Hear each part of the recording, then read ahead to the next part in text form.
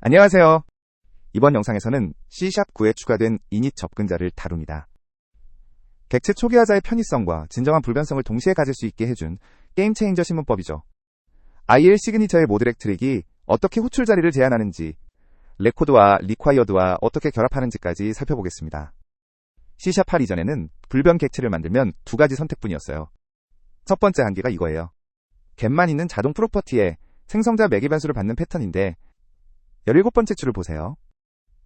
ABC, LEC, 시간, 99.99 서울, 매개 변수가 5개 넘어가면 순서를 외우기 어렵고 같은 타입 매개 변수를 바꿔 넣어도 컴파일러가 못 잡습니다. 18번째 줄 주석처럼 어느 게 아이디이고 어느 게 이름이고 주소인지 헷갈려요. 두 번째 한계는 get private set 패턴이에요. 세 번째와 네 번째 줄에 private set 프로퍼티를 두면 8번째 줄처럼 객체 초기화자로 가독성 좋게 생성할 수 있고 9번째 줄처럼 외부 코드의 직접 변경은 막을 수 있죠. 하지만 15번째 줄 주석처럼 같은 어셈블리 안에 다른 코드도 외부니까 막을 수 있는데 진짜 문제는 다음 페이지에 있어요. 다음 페이지의 19번째 줄을 보세요. 오더 클래스가 또 다른 메서드를 가지고 있다고 해보죠. 22번째 줄에서 클래스 내부의 리셋 메서드가 id에 0을 그냥 대입할 수 있어요. 프라이빗셋은 외부 코드는 막지만 클래스 내부 메서드에서는 자유롭게 변경 가능합니다. 진정한 불변성이 아닌 거죠. C#9의 해결책이 이닛 접근자입니다. 페이지를 넘기면 17번째 줄을 보세요. 객체 초기화자로 가독성 좋게 명시적 매핑을 하면서도 18번째 줄처럼 객체가 만들어진 후의 변경 시도는 컴파일 오류가 납니다. 객체 초기화자의 편의성과 진정한 불변성을 동시에 얻은 거예요. 비유로 설명해보죠. 셋 접근자는 무한 잉크 볼펜입니다. 언제든 다시 써서 값을 바꿀 수 있죠. 이닛 접근자는 한 번만 쓸 수 있는 인쇄 도장이에요. 객체가 만들어지는 순간, 즉 생성자 또는 객체 초기화자에서 한 번 도장을 찍고 나면 그 후로는 다시 찍을 수 없습니다. 이닛 세터가 호출 가능한 자리는 4곳뿐이에요. 첫째, 객체 초기화자. 둘째, 생성자 본문. 셋째, 같은 인스턴스의 다른 이닛 접근자 안. 넷째, 레코드나 레코드 스트럭처의 위드식이에요. 그 외 다른 메서드, 외부 코드 또는 객체가 만들어진 후에는 호출 불가 컴파일 오류가 납니다. 표로 패턴들을 비교해보죠. get셋은 객체 초기화자도 외부 변경도 다 가능, 즉 캡슐화가 없어요. getPrivate셋은 외부는 막지만 클래스 내부 변경은 자유롭죠. get만의 생성자 매개 변수는 객체 초기화자를 못 써서 매개 변수가 길어지면 가독성이 떨어집니다. 그리고 마지막 getInit은 객체 초기화자는 가능하면서 외부 변경과 클래스 내부 다른 메서드에서의 변경 둘 다 막습니다. 두 마리 토끼를 잡은 거예요. 이제 IL을 들여다봅시다. 세 번째 줄에 이닛 접근자, 네 번째 줄에 일반 셋 접근자를 둔 오더 클래스로 시작하죠. 이 두 패턴이 IL에서 어떻게 갈리는지 다음 화면에서 봅니다. 두 번째 줄을 보세요. 이닛 접근자의 백킹 필드가 이닛 온리가 붙어 있어요. C# 필드의 리드 온리와 동의입니다. 그 아래 세 번째 줄, 일반 셋의 백킹 필드는 이닛 온리가 없죠. 13번째 줄부터가 핵심이에요. 새 밑줄 아이디가 이닛 세터인데 15번째 줄을 보세요. 시그니처에 모드렉 괄호 is external init이라는 한정자가 박혀 있습니다. 이게 이닛의 핵심 트릭이에요. 본문은 일반 세터와 100% 동일하지만 시그니처가 다른 거죠. C# 컴파일러는 이 메서드를 호출하는 자리가 객체 초기화자, 생성자, 위드식이 아니면 컴파일 오류를 발생시킵니다. 모드렉 메커니즘을 정리해둘게요. 모드렉, 즉 required modifier는 CLR이 메서드 시그니처에 추가 의미를 부여하는 메커니즘이에요. C# 컴파일러는 모드렉 괄호 is external init 한정자를 발견하면 호출 가능한 자리를 객체 초기화자, 생성자, 위드식으로만 제한합니다. init 외에도 in 매개 변수나 unmanaged 제약 등이 같은 메커니즘을 써요. C# 언어 자체에 새 키워드를 추가하지 않고 시그니처 트릭으로 새 의미를 만든 우아한 설계입니다. 한 가지 호환성 이슈가 있어요. is external init 클래스는 빈 마커 클래스인데 .NET 5 이상에서 BCL이 제공하지만 .NET 프레임워크나 .NET 코어 3.x 같은 yet 런타임에는 없습니다. 그래서 yet 런타임에서 이닛을 쓰려면 직접 정의해야 했죠. 이렇게 네 번째 줄에 is external init 빈 클래스를 직접 만들어두면 yet 런타임에서도 이닛을 쓸 수 있어요. 유니티 2021.3 LTS는 이 워크어라운드가 필요했고 유니티 2022 이상은 BCL에서 직접 제공합니다. 이번엔 객체 초기화자가 IL에서 어떻게 풀리는지 봅시다. 첫 번째 줄, new order의 객체 초기화자로 두 프로퍼티의 값을 넣었어요. 다음 화면에 IL이 나옵니다. 객체 초기화자는 IL에서 단순한 시퀀스로 풀려요. 첫 번째 줄에서 new obj로 생성자를 호출하고 두 번째 줄에 듀프로 인스턴스 참조를 복제한 뒤 네 번째 줄에서 셋 밑줄 id 이니세터를 콜버트로 호출합니다. 일곱 번째 줄에서 셋 밑줄 네임 일반 세터를 또 콜버트로 호출하죠. 즉 이니세터도 일반 메서드처럼 콜버트로 호출되지만 C# 컴파일러가의 호출 자리를 객체 초기화자 안에서만 허용하기 때문에 다른 자리에서는 사용할 수 없는 거예요. 레코드와 이닛은 매우 밀접한 관계예요.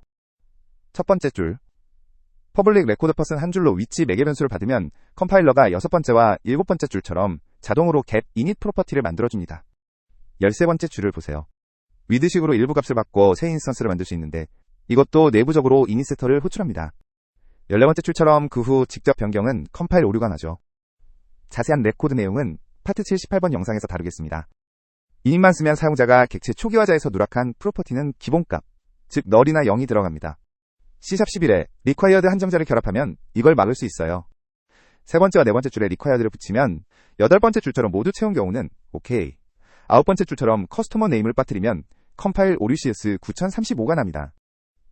init과 required 조합이 진정한 불변 객체 초기화의 표준 패턴이에요. 자세한 required 내용은 파트 76번 영상에서 다루겠습니다. 이제 실전 패턴 세 가지를 봅시다.